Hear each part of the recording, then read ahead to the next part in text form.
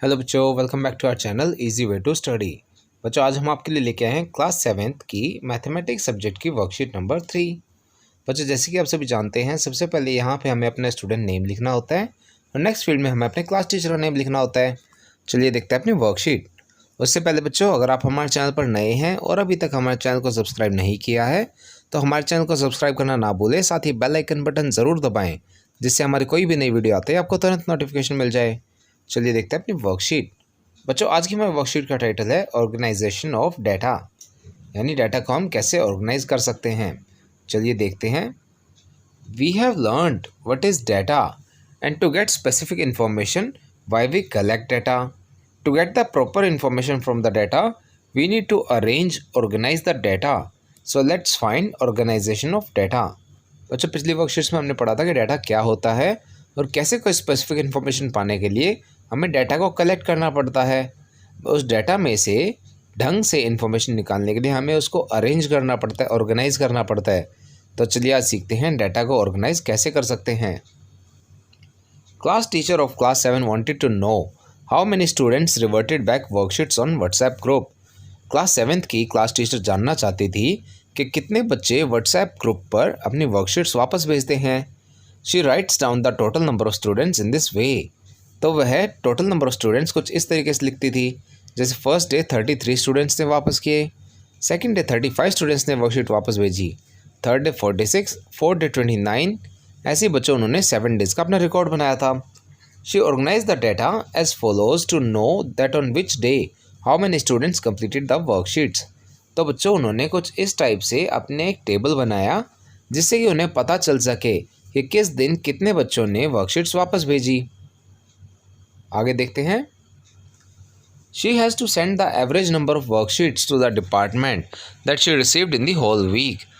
So she added all the number of worksheets reverted by the students during the whole week and divided by 7 to get the average number of worksheets. This average is known as mean.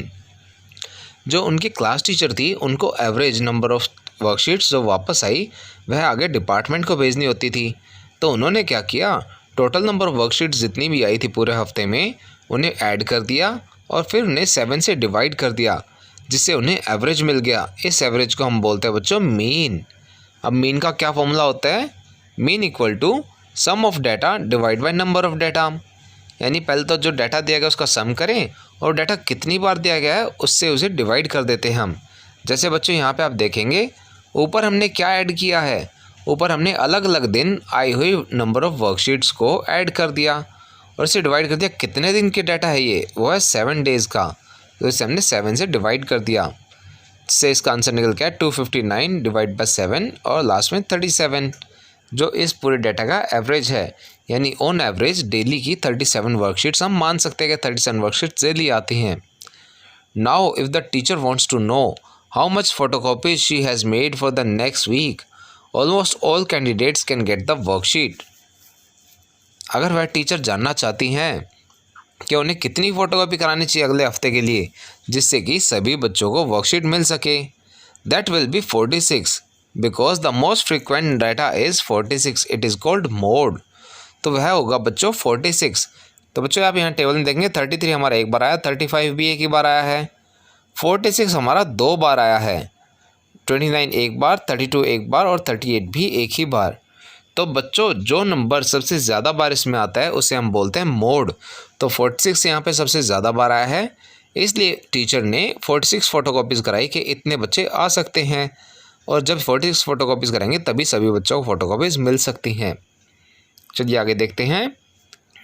To know on which 3 days less than 35 students and on which 3 days more than 35 students reverted the worksheet. We write the data in increasing or decreasing order and the data that comes in the middle is called the median. If the number of data is even, then average of 2 middlemost numbers is called median. बच्चों अब ये पता करने के लिए कि वो कौन से 3 दिन हैं जिनमें सबसे कम बच्चों ने वर्कशीट्स वापस दी या वह कौन से 3 दिन हैं जिनमें सबसे ज़्यादा बच्चों ने वर्कशीट्स वापस करी, इसके लिए हम डाटा को इंक्रीजिंग या डिक्रीजिंग ऑर्डर में लिख सकते हैं और जो मिडल में आएगा नंबर उसे हम बोलेंगे मीडियन। अगर बच्चों total number of data even हो तो उस केस में मिडल में 2 नंबर्स आएंगे, यानी हमारे पास मान लीजिए 10 डाटा होंगे, कुछ 10 आइटम्स होंगे जो उनके बारे में हमें डिटेल्स दी गई हैं। तो 10 तो एक इवन नंबर है, उसमें एक सेंटर पॉइंट नहीं होता। तो इस केस में हम क्या करेंगे, 5 और 6 को लेंगे और उनका एवरेज निकाल देंगे, वह हमारा मीडियन बन जाएगा। चलिए आगे देखते हैं। इसके बाद बच्चों हमें कुछ क्वेश्चन आंसर्स दिए गए हैं। चलिए देखते हैं इन क्वेश्चंस के आंसर। फर्स्ट है tell whether the statement is true और फॉल्स। बच्चों यहाँ पे हमें ट्रू और फॉल्स बताना है। इसमें फर्स्ट है बच्चों, the mode is always one of the numbers in data. Mode हमेशा दिए गए नंबरों में से ही कोई डाटा होता है। तो बच्चों इसका आंसर होगा ट्रू, क्योंकि मोड हमारा वो डाटा होता है जो हमारा सबसे ज़्यादा बार आया। नेक्स्ट है the mean is one of the numbers in data. बच्चों मीन के केस में ज़रूरी नहीं कि वह डाटा में दिए गए नंबरों में से एक हो, क्योंकि मीन जैसे कि आपने देखा था हम एवरेज निकालते हैं। मीन हम एवरेज को बोलते हैं। तो एवरेज बच्चों ज़रूरी नहीं है कि उनमें अवेलेबल हो, एवरेज उन दोनों के बीच का कोई नंबर भी हो सकता है। तो इसमें हम लिखेंगे फॉल्स, सेकंड हो जाएगा फॉल्स। थर्ड है इसका the median is always one of the numbers in the data. तो बच्चों इसके केस में भी ज़रूरी नहीं है कि मीडियन हमेशा डाटा में प्रेजेंट हो। अगर बच्चों नंबर ऑफ़ डाटा हमारा ओड है तो उस केस में हाँ हम कह सकते हैं ट्रू, क्योंकि उस केस में जो मिडल नंबर आएगा उसी को हम मीडियन बोलेंगे। बट अगर हमारा नंबर ऑफ़ डाटा इवन हो तो उस केस में हम क्या करेंगे, मिडल टू नंबर्स का एवरेज लेते हैं। और बच्चों जैसे कि हमने देखा एवरेज ज़रूरी नहीं है उन्हीं नंबर्स में से कोई एक आए, हो सकता है उन दोनों नंबर्स के बीच का भी कोई डाटा आ सकता है। तो ऑलवेज के कारण हम यहाँ पे लिखेंगे फॉल्स। अब बच्चों यहाँ पे ऑलवेज यूज़ से हमें ये हो गया कि अगर वो हमेशा आता है तभी हम ट्रू लिखना है, नहीं तो हम फॉल्स लिखेंगे। तो यहाँ पे बच्चों ट्रू फॉल्स में फर्स्ट का ट्रू और बाकी दोनों का फॉल्स है। चलिए चलते सेकंड क्वेश्चन पर। सेकंड क्वेश्चन कहता है organise the following marks in a class assessment in tabular form. इन मार्क्स को एक टेबुलर फॉर्म में अरेंज कर दिए और इसके बेसिस पे हमें कुछ डाटा निकालना है। फर्स्ट है what is the range of data. अब बच्चों हमने लास्ट वर्कशीट में पढ़ा था रेंज क्या होती है। रेंज होती है बच्चों मैक्सिमम माइनस मिनिमम वैल्यू, उसे हम बोलते हैं रेंज। चलिए देखते हैं इसका आंसर। बच्चों हमारे दिए गए नंबर यहाँ पे सभी लिखे हुए हैं। इनमें से आप देखेंगे तो मैक्सिमम नंबर है हमारा 9 और मिनिमम हमारा 1। तो रेंज कैसे निकालेंगे, range equal to maximum value minus minimum value, यानी कि 9 - 1 और हमारी रेंज की वैल्यू आ जाएगी 8। Range equal to 8। चलिए चलते हैं नेक्स्ट क्वेश्चन पर। नेक्स्ट क्वेश्चन है बच्चों find the arithmetic mean, mode and median of this data. तो बच्चों यहाँ पे हमें 3 चीज़ें निकालनी है। अरिथमेटिक मीन यानी कि जो एवरेज होता है हमारा, मोड यानी वो नंबर जो सबसे ज़्यादा बार रिपीट हुआ, एंड मीडियन, मीडियन यानी सारे डाटा के सेंटर पॉइंट। चलिए बच्चों इन्हें हम निकालते हैं। बच्चों जैसे कि आप सभी को पता है मीन निकालने का हमारा फॉर्मूला होता है sum of all data points and divide by number of data points. तो हम क्या करेंगे, जो हमें नंबर्स दिए गए हैं उन सभी का सम कर देंगे और इनको काउंट करते हैं तो आप ये निकल के आते हैं 20। इनके सम को आप डिवाइड कर देंगे 20 से। बच्चों तो हमारा मीन निकलेगा 100/20, 100 डिवाइड बाई 20 यानी कि मीन इक्वल टू 5। ये हमारे मीन का आंसर है। इसके बाद नेक्स्ट देखते हैं मोड। मोड निकालने के लिए बच्चों आप ऐसे एक टेबल बना सकते हैं जिसमें फर्स्ट कॉलम में आप बना सकते हैं डाटा कि जो आपका डाटा है किसके बारे में हम बात कर रहे हैं वो, और सेकंड कॉलम में आप बना सकते हैं फ्रीक्वेंसी यानी कि वो डाटा कितनी बार आ रहा है। जब आप अपने दिए गए नंबर्स को देखेंगे तो 1 हमारा एक ही बार आया है, 2 हमारा 2 टाइम्स आया है, 3 हमारा 1 टाइम आया है, 4 हमारा 3 टाइम्स आया है, 5 हमारा 5 टाइम्स आया है, 6 4 times, 7 2 times, 8 1 time and 9 1 time आया है। तो बच्चों जैसे कि आप सब जानते हैं मोड होता है वो नंबर जो सबसे ज़्यादा बार रिपीट हुआ हो। तो बच्चों यहाँ पे जैसे कि आपने देखा था 5 है, वो 5 टाइम्स रिपीट हुआ जो सबसे ज़्यादा है, तो इसका मोड आ जाएगा 5। चलिए आगे चलते हैं, निकालते हैं मीडियन। मीडियन निकालने के लिए बच्चों फर्स्ट स्टेप है arrange the given numbers in ascending और डिसेंडिंग ऑर्डर। बच्चों ये आप अपने अकॉर्डिंग या तो असेंडिंग या डिसेंडिंग ऑर्डर में लिख सकते हैं इन नंबर्स को। मैंने क्या किया है, मैंने इन नंबर्स को असेंडिंग ऑर्डर में लिखा है, यानी कि बढ़ते क्रम में।